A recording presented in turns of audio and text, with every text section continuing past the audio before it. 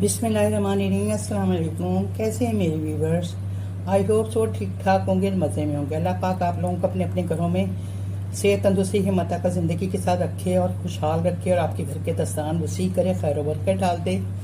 आमीन सुम्मा आमीन। सारी मुश्किलें परेशानियाँ दूर कर दे, अपनी जनाब से आसानी और सहूलतें पैदा कर दे। आमीन सुम्मा आमीन। तो इसी प्यारी सी दुआ के साथ आज प्यारी सी रेसिपी की तरफ आ जाते हैं। और आज की रेसिपी बहुत मज़ेदार और झटपट बन जाती, कोई इतना झमेला नहीं है इसमें। तो मैं आपके साथ शेयर कर रही हूँ बीफ मेमनी बिरयानी। बीफ बिरयानी, मेमनी बिरयानी बहुत सारे तरीक़ों से लोग बनाते और करते हैं। बहुत पेचीदा कर दी हुई लोगों ने, पर ये इतनी पेचीदा है नहीं जितनी लोगों ने बना दी है इसको। तो ये मैं आपको अपने तरीके से बता रही। मेमनी बिरयानी धोरा जी की जिसने बिरयानी खाई हुई उनको पता होगा। तो ये धोरा जी की फेमस बिरयानी नहीं, पुलाव। धोरा जी का जो फेमस मेमनी पुलाव है ना, तो ये उसकी रेसिपी, ऑथेंटिक रेसिपी है। तो ये मैं आप लोगों के साथ शेयर कर रही हूँ। तो यहाँ पे मैंने ले लिया है बीफ, साफ करके अच्छी तरह हड्डी और गोश्त मिक्स लिया है मैंने इसको। इसमें थोड़ी सी चिकनाहट भी हो तो ज़्यादा अच्छी है। ये 1 किलो के से ज़्यादा ही है थोड़ा सा। और इसमें चावल मैं 3 पाव लूँगी, इसलिए कि हमेशा ये जो मेमनी पुलाव होता है ये इसमें गोश्त की क्वांटिटी ज़्यादा होती है, चावलों की कम होती है।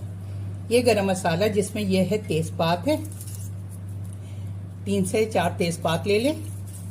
और ये दालचीनी का टुकड़ा है, ये देखिए, ये दालचीनी है।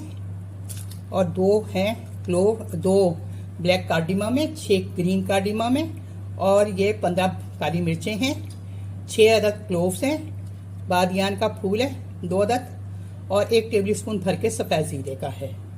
तो ये चला गया गरम मसाला। अच्छा, 2 प्याज है जिसको मैंने स्लाइस कर लिए। और अब हम पर ये 2 टमाटर है जिसको मैंने इस तरह से गोल काट लिया।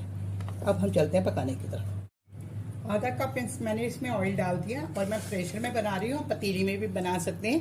पतीली में ये क्या, आप हल्की आंच पे रख दें। पतीली में जायका बहुत अच्छा आता है इसका, आराम आराम से जो गोश्त गलता है उसका अलग ही जायका। तो बिस्मिल्लाहिर्रहमानिर्रहीम करके हम ये गरम मसाला सब डाल देंगे इसमें।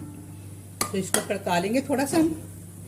जैसे तड़केगा इसकी खुशबू ऑयल में आ जाएगी ना, तो फिर बहुत अच्छा ये पुलाव। और ये मेमनों के यहाँ तो ये हर वीकेंड पे बनता है, और इनके कोई भी ओकेजन हो, कोई भी इनकी तकरीब हो, तो उसमें ये मेमनी पुलाव का होना बहुत ज़रूरी है। अब ये कड़क गया तो इसमें ये 2 अदद प्याज मैंने स्लाइस में काटे हुए थे वो चले जाएंगे। इसको बस मैंने हल्के से नरम करने हैं पूरे तरीके से, इसको हमने कलर नहीं देना है।